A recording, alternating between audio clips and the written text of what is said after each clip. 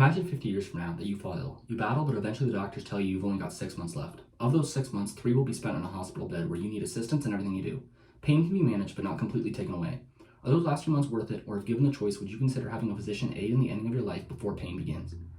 Oregon kicked off the popularization of PAS in 1997 with the Death with Dignity Act, and the Yale Journal of Biology and Medicine in December of 2019 published data out of Oregon on the main reasons patients seek PAS. 90% are concerned about losing autonomy, 89% are worried about losing things that make life enjoyable, and 74% are worried about losing dignity. This Yale Journal has an article by Peter Hetzel called A Report of Physicians' Beliefs on Assisted Suicide, which highlights some statistics regarding public perception of PAS over the years. 60% of physicians are in favor of the legalization of PAS. However, of those 60%, only 13% would administer the prescriptions themselves. The battle over whether the autonomy given by PAS outweighs the potential risk is extremely split. First, I will discuss how advocates of PAS see patient autonomy as the most crucial reason people need the option of PAS when dealing with life-threatening illness. For regions not allowing PAS, patients can go on for months living in a hospital in pain, unable to even use the restroom for themselves.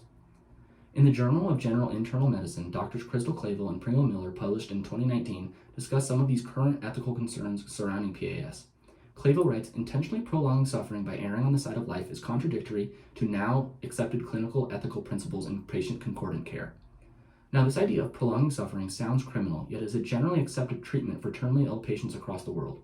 Non-PAS accepting regions keep their patients on life support until the disease has fully run its course, leaving patients completely weak and stripped of all self-dependence for the rest of their lives. The patient makes their own decision to choose PAS for their final treatment as sort of an acceptance for their fate, as well as ending the suffering they have endured throughout the course of their illness. Physical pain is one thing, but this loss of independence can be just as painful. Terminally ill patients are human beings just like you or me. They have hobbies, physical interactions with friends and family, and they like to make decisions for themselves. With the increasing publicity surrounding PAS around the world, cases of people traveling to locations that have legal PAS in hopes of ending their lives is increasing. In the Journal of Hospitality and Tourism Research, published in May of 2020, academic scholar Chung-In Yu reports that the number of cases of what he refers to as suicide tourism in Switzerland doubled from 86 to 172 between 2009 and 2012. Although 172 still doesn't seem like all that large of a figure, this is just representative of one of several locations people could travel to in search of PAS. The idea that people can be suffering enough to leave all things comfortable behind in pursuit of ending their lives in a foreign country is a major selling point of the pro-PAS movement. Now that I have highlighted some of the main points groups favoring PAS make, it is time to talk about what worries those opposed to PAS may have. Those against PAS fear its legalization pose too much of a legal and regulatory slippery slope such that the use of PAS could end up having misguided or end up having effects of additional harm outside the practices of PAS. They fear that no set of rules and regulations will be able to adequately eliminate the immoral uses of PAS. Dr. John B. Kelly has been a member of the disabled community since he was 25, and in a YouTube video discussing the pros and cons of physician-assisted suicide posted by the University of St. Thomas, Minnesota, he describes the slippery slope associated with PAS as the difference between who gets treated like a full human being and who doesn't.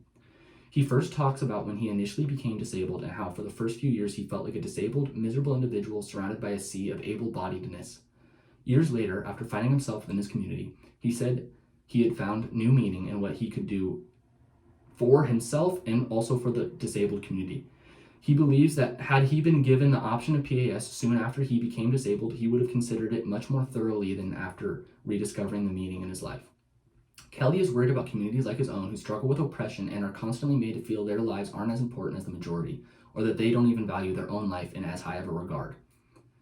Another main concern of anti-PAS groups is the contagion of non-PAS related suicides associated in the areas where PAS has already been made legal.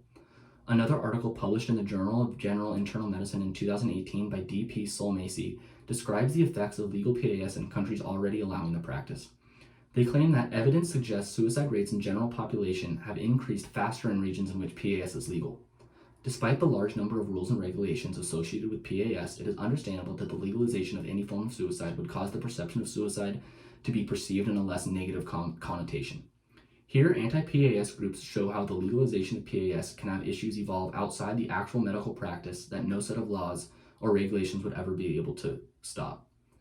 Physician-assisted suicide has such a massive gray area, it makes sense as to why it is among the most highly contested points of debate in the medical community. This battle between whether patient autonomy should be extended to PAS or if it will result in too much unintended injury to be legalized is in a volatile spot. When used in the proper way, following all the laws, PAS offers suffering patients their ticket to the end and a release from all the burdens of being a terminally ill patient. However, when used irresponsibly, PAS can affect some groups disproportionately from others who may suffer from self-esteem issues. In addition, the full legalization of PAS could potentially pose the risk of increasing national suicide rates. Finally, as the debate over PAS continues, consider the factors in your life that you'd use to impact your decision for or against using PAS if the situation were to arise in your life. And would these factors impact your decision differently if you were a physician in charge of administering PAS to another person?